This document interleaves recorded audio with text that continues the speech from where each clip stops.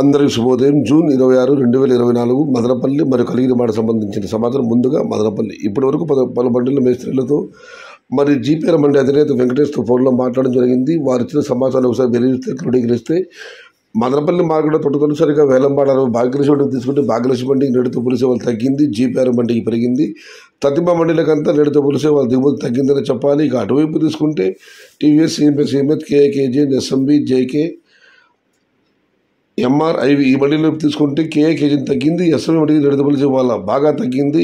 చాలా మండీలు తగ్గింది, కొన్ని మండీలు మాత్రమే పెరిగింది. ఇక డౌన్లో మాత్రం నిన్నటితో పోలిస్తే వాళ్ళు ఏమాత్రం తగ్గలేదు. మొత్తం మీద చూస్తే నిన్నైతే మదనపల్లి మాటకు భారీ దిగుమతి వచ్చింది. వాళ్ళతో నిన్నటితో పోలిస్తే దిగుమతి ఒక 20-30% తగ్గిందని చెప్పాలి. నిన్నంత భారీగా లేదు, అయితే భారీ కూడా తగ్గలేదు, ఒక 20% వరకు దిగుమతి తగ్గింది. ఇక నిన్న మీకు అందరికీ తెలిసిందే టాప్ అండ్ టాప్ ధర 1250 రూపాయలు వెళ్ళడం జరిగింది.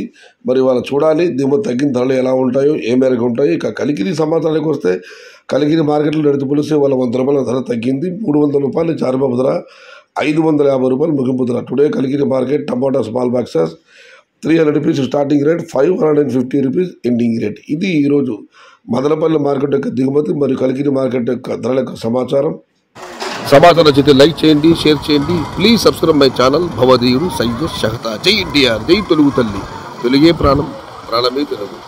సర్వే జన సుఖినో భవంతు, ధర్మో రక్షతి రక్షితః, అన్నదాత సుఖీ భవ.